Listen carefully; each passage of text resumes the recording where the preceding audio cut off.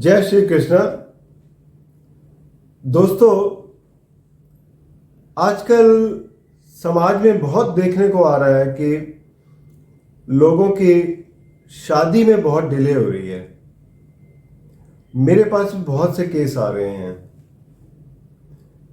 और जहां तक इसको मैंने इसके ऊपर रिसर्च की है और जो मैं जान पाया हूं वो मैं आपको आज शेयर करूंगा। तो आज का टॉपिक है शादी में देरी क्यों और कितनी देरी हो सकती है। इसके ऊपर शादी नहीं होगी बिल्कुल, इसके ऊपर अगले वीडियो में बात करेंगे। अभी आज का टॉपिक सिर्फ यही है, शादी में देरी क्यों है। तो सबसे पहले हम देखेंगे, एक मैंने चार्ट बनाया है। ये एक बर्थ चार्ट लेते हैं हम, और बर्थ चार्ट में पहला घर जो है ये लग्न है। अब इसमें नंबर चाहे कोई भी हो, 1 से लेके 12 तक, राशि चाहे कोई भी हो, लेकिन पहला घर यही होगा। इसको लग्नेश बोलेंगे। लग्नेश को देखेंगे हम, उसकी स्थिति कैसे है। फिर उसके बाद दूसरा इंपॉर्टेंट घर आता है, वो है 7वां, क्योंकि 7वां घर है आपके स्पाउस का, यानी आपके पति या पत्नी का, और रिश्ता जो है वो 7वें घर से ही होता है। तो इसलिए ये घर के बहुत ज़्यादा महत्व है। इसके अलावा फिर हमें देखने वाले होते हैं दूसरा घर जो कि कुटुंब स्थान है, 8वां घर जो कि ससुराल का घर है, और 12वां घर। 12वां घर क्या है आपका? बेडरूम है। तो ये सबसे ज़्यादा महत्वपूर्ण है, पहला और 7वां घर। अब जब भी हम देखते हैं कि क्रूर ग्रह कौन से होते हैं? मंगल, शनि, केतु और सूर्य, ये क्रूर ग्रह हैं। अगर ये क्रूर ग्रह में से कोई यहाँ पे लग्न में बैठे हो या 7वें घर में बैठे हो तो आपके शादी में विघ्न जरूर आता है, रिश्ते आते हैं, फाइनल नहीं हो पाता। तो ये भी डिपेंड करेगा कि कितने क्रूर ग्रह बैठे हैं, 1 है, 2 है, या जैसे राहु केतु एक्सिस भी आ जाती है कभी कभी 1 और 7 में, तो ये भी काफ़ी प्रॉब्लम पैदा करती है। इसके अलावा क्या देखेंगे हम? सप्तम भाव का स्वामी या सप्तमेश हो गया, सप्तम भाव का स्वामी या सप्तम भाव, ये अगर क्रूर ग्रहों से प्रभावित है तो आपकी शादी में बहुत विलंब होगा। जैसे कि मंगल अगर 7वें घर में बैठा है तो शादी में देरी कराएगा।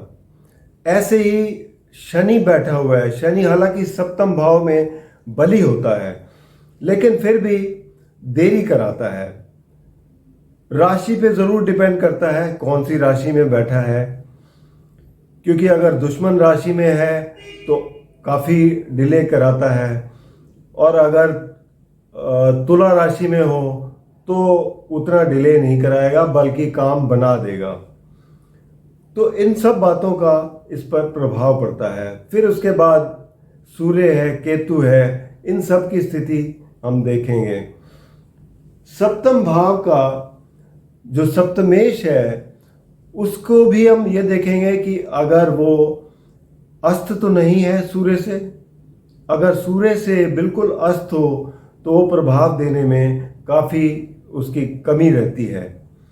ऐसे ही अगर वो सप्तमेश जो है पाप कर्तरी योग में हो, जैसे कि ये सप्तम भाव है, सप्तम भाव पाप कर्तरी योग में हो, तो 6ठे घर में कोई पाप ग्रह बैठा हुआ है, मंगल, शनि, केतु या सूर्य, और 8वें में भी पाप ग्रह बैठा हुआ है, राहु, केतु, शनि, मंगल या सूर्य, तो 7वां घर पाप कर्तरी योग में हो जाता है।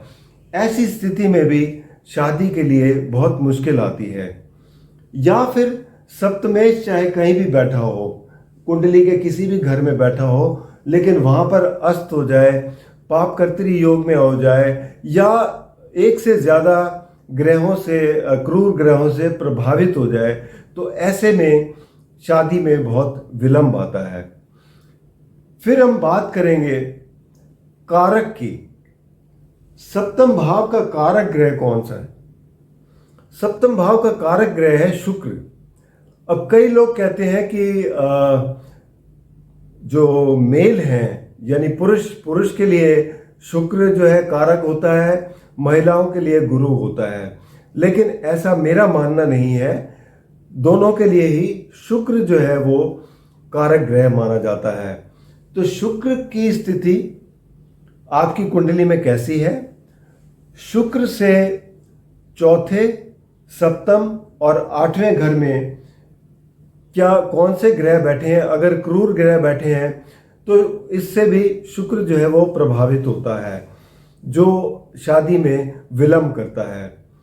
फिर उसके बाद क्या स्थिति आती है, ये तो सिर्फ बर्थ चार्ट से देखेंगे। उसके बाद स्थिति आती है आपकी दशा की। महादशा आपकी कौन सी चल रही है? महादशा अगर आपके फेवर में है, सप्तमेश से है या शनि सप्तमेश को प्रभावित कर रहा है तो शादी के योग बनते हैं। अगर महादशा आपको प्रॉपर नहीं मिलती टाइम पे तो वो भी एक विलंब का कारण बनती है। ये तो हो गया बर्थ चार्ट का। इसके अलावा हम देखेंगे नवांश कुंडली का। तो नवांश कुंडली में भी हम देख लेते हैं कि किस तरीके की स्थिति रहेगी। अब बात करते हैं नवांश चार्ट की। D9 चार्ट जो है, क्योंकि इसको हम प्रारब्ध चार्ट भी कहेंगे या पास्ट लाइफ चार्ट भी कहेंगे, ये बहुत ज़रूरी है। इसका नवांश का लग्न, जैसे कि ये है D9 चार्ट नवांश, इसका लग्न बहुत इम्पोर्टेंट है। इसका लग्न कौन सी राशि है इस पे भी बहुत डिपेंड करता है, और इसका स्वामी कहाँ पर बैठा है। अगर किसी अच्छे घर में बैठा है, जैसे केंद्र में बैठा है या त्रिकोण में बैठा है, ये त्रिकोण हो गए और ये केंद्र 1 2 3 4, तो बहुत अच्छी स्थिति मानी जाती है। और अगर यहाँ पर सौम्य ग्रह जैसे कि गुरु, बुध, शुक्र का प्रभाव हो तो ये इससे भी जो है शादी में विलंब नहीं होता, शादी जल्दी होती है। तो लेकिन अगर नवांश में भी जैसे बर्थ चार्ट जैसी वैसी स्थिति है तो यहाँ भी जो है दिक्कत है अगर, तो आपकी शादी होने में बहुत डिले होगी। तो सबसे पहले तो हम इसमें देखेंगे D9 का लग्न, उसके बाद देखेंगे D9 का 7वां घर।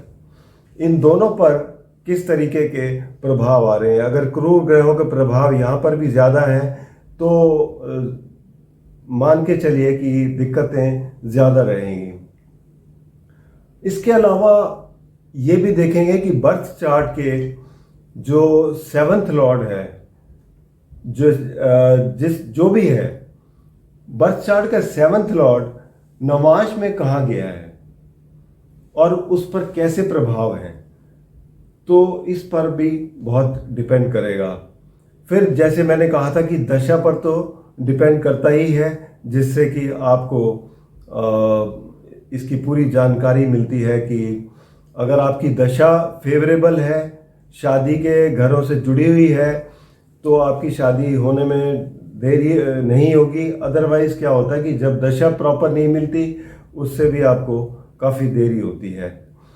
और ये दोनों का कंपेयर करना बहुत ही ज़रूरी है, क्योंकि बर्थ चार्ट में जो सिचुएशन दिखाई दे रही है, अगर नवांश में उससे थोड़ी ईज हो जाती है, यानी कि उस वैसी गंभीर स्थिति जो बर्थ चार्ट में दिखाई दे रही है नवांश में नहीं है, तो इसका मतलब ये है कि आपके लिए कठिनाइयाँ आएंगी लेकिन उतनी नहीं आएंगी। लेकिन अगर दोनों में ही बहुत कठिनाइयाँ हैं तो इसका मतलब ये है कि काफ़ी विलंब होगा। तो इन सब चीज़ों से पता लगता है कि आपके जो है शादी में विलंब है या नहीं है। इसके अलावा अब मैं बात करूंगा, आपको एक चार्ट दिखाऊंगा जो कि एक एग्जाम्पल चार्ट होगा, जिससे हम समझेंगे कि वाकई क्या परिस्थिति है और इतनी डिले क्यों। तो दोस्तों, अब ये मैं आपको एक एग्जाम्पल से भी बता रहा हूं। यहां एक चार्ट है, इसमें आप देख रहे हैं ये एक लड़की का चार्ट है, बॉर्न इन दिसंबर 84। ये है लग्न चार्ट, जिसमें गुरु शुक्र, गुरु लग्नेश है क्योंकि धनु राशि की कुंडली है, गुरु लग्नेश है, शुक्र जो है कारक ग्रह वो भी यहीं बैठे हैं और बुध भी साथ में बैठे हैं, सप्तम भाव के स्वामी। लेकिन यहां पर कमी क्या दिखाई दे रही है बर्थ चार्ट में? मंगल एक तरफ है, दूसरी तरफ केतु और सूर्य है, यानी कि ये तीनों ग्रह पापकर्तृ योग में आ गए। जब पापकर्तृ योग में आ गए तो इनके जो शादी में बहुत विलंब हुआ। तो और ऊपर से इनको जो दशा, जैसे मरकरी की दशा भी निकल गई। मरकरी की दशा में तो खैर उतना समय नहीं हुआ था, और उसके बाद इनको काफ़ी लंबा समय लग गया कि शादी। अब नवांश में भी देखें अगर, तो यहाँ नवांश आ रहा है तुला का, और गुरु बैठे हुए हैं यहाँ पर। यहाँ पर भी कंडीशन कुछ ऐसी है कि शुक्र जो है ये पापकर्तृ योग में है, एक तरफ सूर्य है, दूसरी तरफ राहु है। तो यहाँ पर कारक जो है वो पापकर्तृ योग में आ गया, और यहाँ कारक भी है साथ में, और नवांश का लग्नेश भी है।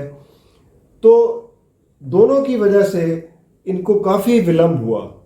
तो अब आप ये देखो, शुक्र जो है वो सीधा नवम भाव से शनि और मंगल से भी प्रभावित है, तो ये काफ़ी ज़्यादा पीड़ित है, नवांश भी।